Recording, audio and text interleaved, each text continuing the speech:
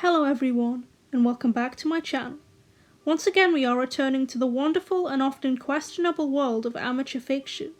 It is with both great joy and pain that today I am going to present to you a review of one of the most infamously badly written creepypastas known to man, Sonic.exe.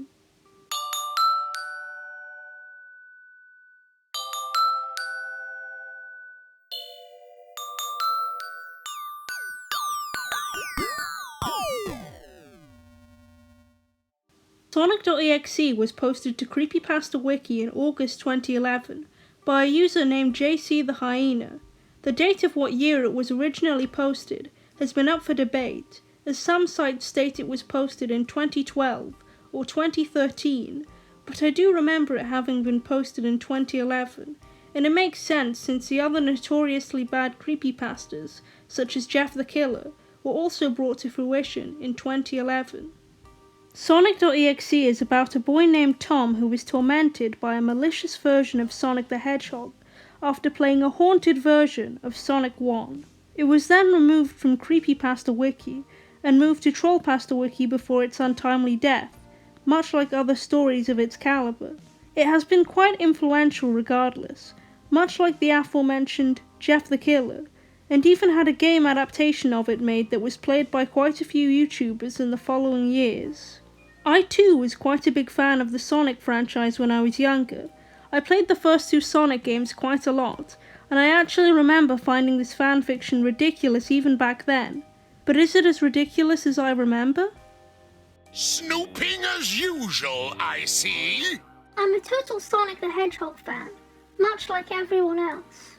I like the newer games, but I don't mind playing the classics. I don't think I've ever played glitchy or hacked games before, though I don't think I want to play any after the experience I had. This opening isn't awful, but the writing style makes it come across like it's written by a child who really is a fan of Sonic, because it probably was. The phrase, much like everyone else, really solidifies this in my opinion, as obviously not everyone is a fan of Sonic, and they probably meant everyone else that I know. The next few sentences are pretty basic compound sentences, which also aren't very engaging, which sucks as it appears the author was attempting to use this introduction to hook readers in. It started on a nice summer afternoon. I was playing Sonic Unleashed. I liked how you get to explore the towns in it, until I noticed, out of my peripheral vision, that the mailman had arrived and put something in my mailbox as usual and left. I paused my game to go and see what I got in the mail. The only thing in the mailbox was a CD case for computers and a note. I took it inside. In my opinion, instead of using brackets, it would have flowed more nicely to say, because I liked how you get to explore the towns in it. The specification that the CDs were for computers is also quite poorly phrased. He could have just said a game disc. I looked at the note first and realised it was from my dear friend Kyle, let's just call him that, who I hadn't heard from in 2 weeks. I know that because I recognised his handwriting, but what was weird is how it looked. It looked badly written and scratchy and somewhat difficult to read, as if Kyle was having a hard time writing it down and did it in a hurry. If JC wanted to make the characters' identities more ambiguous to add to the creepiness factor, he could have added a note at the beginning of the story like plenty of other writers do, since it's made apparent throughout that he isn't really going for originality. This is what he wrote. Tom, I can't take it anymore. I had to get rid of this thing somehow before it was too late, and I was hoping you'd do it for me. I can't do it. He's after me, and if you don't destroy the CD, he'll come after you too. He's too fast for me. Please, Tom, destroy this godforsaken disc before he comes after you too. It's too late for me. Destroy the disc and you'll destroy him, but do it quick, otherwise he'll catch you. Don't even play the game, it's what he wants, just destroy it. Please. Kyle. Well, that certainly was weird. Even though Kyle is my best friend, and I haven't seen him in 2 weeks, I didn't do what he asked me. I didn't think that a simple gaming disc would do anything bad to him. After all, it's just a game, right? Boy, was I wrong about that. Anyway, I looked at the disc, and it looks like any ordinary computer CDR disc, except it had black marker on it, written Sonic.exe, and it was much unlike Carl's handwriting, meaning that he must have gotten it from someone else, like a pawn shop or eBay.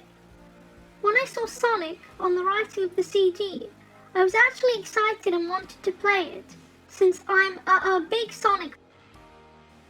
Ah yes, the dodgy film/game etc. with a title written in Sharpie cliché. There are also clearly quite a few grammatical errors here, and again throughout. I'm certain there was a spell checker back then too. The repetition of the point that the main character is a big fan of Sonic is very unnecessary, as that's already been made clear since the introduction. The audience aren't going to forget it in 3 minutes of reading, although, to be fair, I think this was just a poor attempt at self-insert and trying to emphasize how much the protagonist, and by proxy the author, loves the Sonic franchise. I went up to my room and turned on my computer and put the disc in and installed the game. When the title screen popped up, I noticed that it was the first Sonic game. I was like, awesome, because like I said earlier, I like the classics. The first thing I noticed that was out of place was when I pressed start. There was a split second when I saw the title image turned into something much different, something that I now consider horrifying, before cutting to black. I remember what the image looked like in that split second before the game cut to black. The sky had darkened, the title emblem was now rusted and ruined, the Sega 1991 was now instead Sega 666, and the water had turned red, like blood, except it looked hyper-realistic. Where do I begin with this? The tense flip-flops a lot, and I know this has been mocked to death, but hyper-realistic blood? Seriously? What does that mean? I think it was supposed to be semi-realistic blood, so it would have an uncanny valley effect to it, but I don't know what else to say about that, honestly. I think it speaks for itself. But the freakiest thing that was in that split-second frame was Sonic. His eyes were pitch black and bleeding with 2 glowing red dots staring right at me, and his smile had stretched wider up to the edge of his face. I was rather disturbed about that image when I saw it, though I figured that it was just a glitch and forgot about it. After it cut to black, it stayed like that for about 10 seconds or so. And then, another weird thing happened. The save file select from Sonic the Hedgehog 3 popped up, and I was like, WTF? What's this doing in the first Sonic game? Anyway, then I noticed something off. The background was the dark cloudy sky of the bad Stardust Speedway level from Sonic CD, and there were only 3 save files.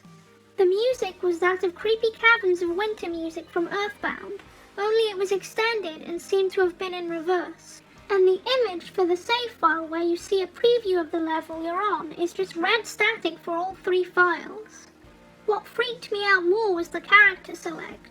It showed only Tails, Knuckles, and to my surprise, Dr. Robotnik. Now I was sure that something was up. I mean, how can you play as Robotnik in a classic Sonic game, for crying out loud? Again, this demonstrates that someone immature wrote this. For most people, Sonic's eyes just bleeding isn't an unsettling image, especially when it's phrased like this. And a split-second frame? I also don't think writing you forgot about something that you said disturbed you right before was the correct phrasing to use. Instead, maybe, I tried to brush it off or I thought nothing of it. Having Robotnik also be a playable character, while odd, isn't exactly scary either. That's when I realized that this wasn't a glitchy game, it was a hacked game. Yeah, it definitely looked hacked. It was really creepy, but as a smart gamer, I wasn't scared, or at least I tried not to be. I told myself that it was just a hacked game and there's nothing wrong with that. Anyways, shaking off the creeped out feeling, I picked file 1 and chose Tails, and when I selected and got started, the game froze for about 5 seconds, and I heard a creepy pixelated laugh that sounded an awful lot like that Kefka guy from Final Fantasy before cutting to black. A smart gamer? Come on, this has to be written as a joke. How is anyone supposed to take that seriously? Not to mention, a hacked game! ZOMG! That's not scary either. Since this is a CDR in-universe, the worst you could do is get some kind of malware, and that would be the protagonist's fault for putting such a dodgy-looking game into his computer. The screen stayed black for about 10 seconds or more. Then it showed the typical level title thing, except the simplistic shapes were shown in different shades of red, and the text showed only Hill, Act 1. Oh no, the dreaded red and black colour scheme! How spooky! The screen faded in, and the level title vanished, revealing Tails in the Green Hill Zone from Sonic 1. The music was different though. It sounded like a peaceful melody in reverse. Wow, reverse music as well? We're hitting all the marks here, boys. Anyway, I started playing and had Tails start running like you would in any of the classic Sonic games. What was odd was that as Tails was running along the level, there was nothing but flat ground and a few trees for 5 minutes. That was when the peaceful music started to lower down into slow, deep tones, very slowly as I kept going. I suddenly saw something and I stopped to see what it was. It was one of the small animals lying dead on the ground bleeding. That was when the music started to slow down. Tails had a shocked and saddened look on his face that I never saw him have before, and so I had him move along, and he kept that worried look on his face. As he kept moving past them, looking more and more worried, as the music lowers and he moves past more dead animals, I was shocked to see how they all died. They looked like somebody killed them in rather gruesome ways. A squirrel was hanged on a tree with what appeared to be his entrails hanging out. A bunny had all 4 of his limbs torn off, and a duck had his eyes gouged out and his throat slit. I felt sick to my stomach when I saw this massacre, and apparently so did Tails.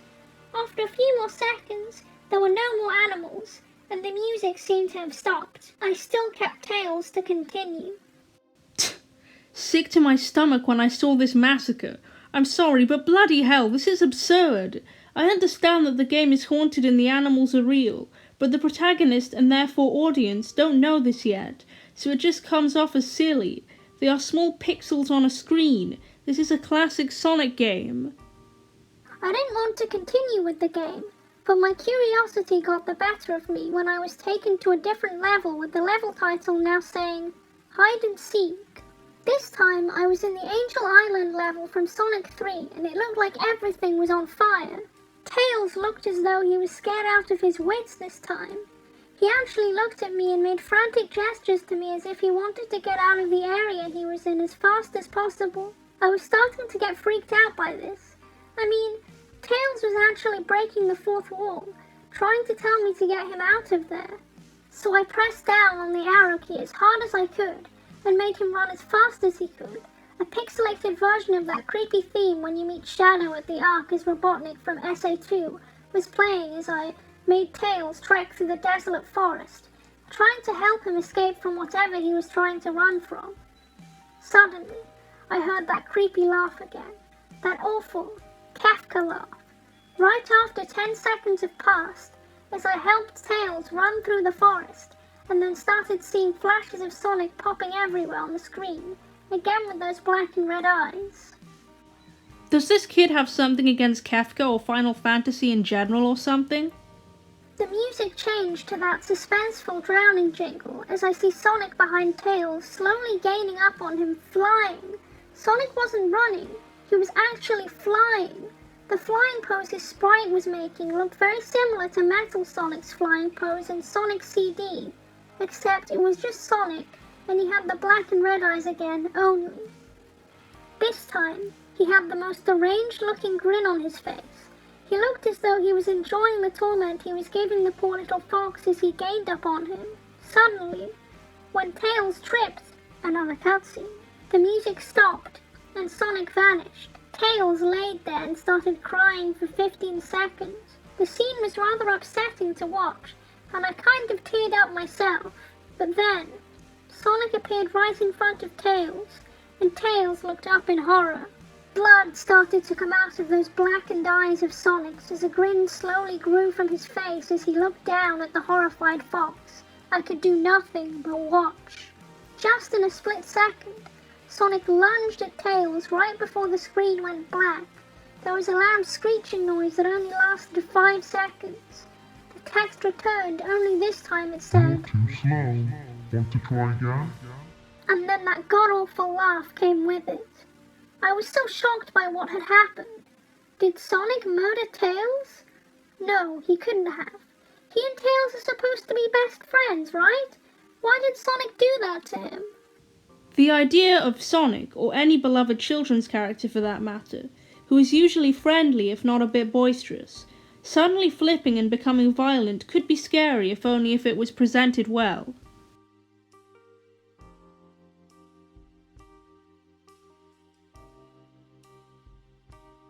Suddenly, Sonic popped right in front of Robotnik the same way he did Knuckles and then red static.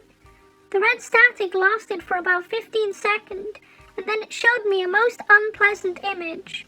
The image showed a hyper-realistic of Sonic standing in the darkness, where you can only see his face while his head and torso faded into black. And when I say hyper-realistic, I mean like he looked so real you could actually see the lines in his blue fur, as if you could actually feel the fur if you touched the screen. Thank you for clarifying what you meant by hyper-realistic. I was dying to know. Get it? 'Cause Sonic's a killer in this? Damn, tough crowd. His face, oh god, he had the most horrifying smile I had ever seen. And that's saying something, considering I saw that image at the start of the game. His eyes are wide and black, and once again crying blood, which also looked hyper-realistic. And there were 2 small glowing red dots in those eyes staring right at me, as if staring into my mind. His grin was wide and demonic. It literally stretched to the sides of his face like a Cheshire cat, except Sonic had fangs, very sharp fangs. Much like the werewolf's teeth, except more vicious looking, somewhat yellowish, and from the look of it, he had stains of blood and small bits of flesh on his lips and fangs, as if he ate some animal. I stared at that gruesome image for a good 30 seconds, never taking my eyes off it. I felt as if he was actually looking at me, smiling at me. That face, it just took 10 seconds for it to etch itself into my brain for good. Then, the screen flickered with a red static again 3 times, and on the 3rd time, I heard the Kefka laugh, except this time it sounded distorted. Demonic. It went back to the image again, except this time there was the text again, that was messed up, but it was pretty much one of the most horrifying things I had to look at since I had this game. "I am God." It was when I read that message, while looking at Sonic when it hit me, I realized right there and then, this Sonic was a monster, a pure evil, sadistic, all-powerful, nightmarish, demented monster, and all of his victims, including Tails, Knuckles, Robotnik, and possibly Kyle, are just his little toys, and the game is the very gateway into his chaotic, nightmarish world, and the very hell his victims are trapped in. Okay, the I am God line is one of the most famous lines from this story, and I suppose it is memorable due to the juxtaposition of the previously noted association of Sonic as a children's character, and this being a line typically found in a supernatural horror film. Props to JC for making the decision to add that. Suddenly, in an actual split second, I screamed as Sonic lunged at the screen, screeching loudly with his mouth wide open to an unnatural length, revealing nothing but a literally spiraling abyss of pure darkness before the red static came again, this time much louder and distorted, so loud that it hurt my ears. I yelled and grabbed my ears as the red static screeched for a good 7 seconds. Then it stopped and showed nothing but a black screen. As I sat there staring at the black screen, one last text came up. "Ready for round 2, Tom?" The Kefka laugh, now sounding more clear as if Sonic was right behind me, played again 3 times as I looked at that text in shock and confusion. Then I got booted back to the main menu, and this time the 3rd save file had a TV image of Robotnik, in the same tormented state as Tails and Knuckles. Robotnik's skin turned a dull grey, his moustache drooped and had blackened, his glasses broke and blood is coming from them, and he had a mere dead-like expression on his face. I looked at Tails, Knuckles and Robotnik, and I cried a bit. I pitied them for the agony they're going through. They were forever trapped within the game, forever tormented by that horrid hedgehog, and always will be. Then, the computer shut itself off. I couldn't turn it back on no matter what I did. I sat there for maybe 25 seconds, horrified by what had just happened. Sonic is the very embodiment of evil. He tortures people who play his game in more ways than one, and then when he gets bored, he drags you into the game. Literally drags you to hell, where he can play with you always as his toy. I can't get the game out of my computer. I think it's stuck in there, but at least I managed to turn it back on now. After I sat there for 25 seconds, I heard a voice right behind me, like a whisper. Try to keep this interesting for me, Tom. I turned around to see where the voice came from, and what I saw made me scream. Sitting on my bed, staring right at me, was a Sonic plushie, smiling with bloodstains under its eyes. I couldn't take this ending seriously either. A talking Sonic plushie? I suppose toys are not uncommon in horror, but this is the exact same ending as the creepypasta Fluttershy's Lullaby, which, thinking about it now, probably stole it from Sonic.exe. I have a love-hate relationship with this creepypasta. It is so poorly written, not only plot-wise, but has spelling and grammatical errors scattered throughout, which is not uncommon for poor-quality fanfictions. On the other hand, it is so laughable I cannot say I truly hate it, as I really do recommend it as an enjoyable read, just not as a horror story. Don't forget to leave a like and your thoughts down in the comments below, and as always, thanks for watching.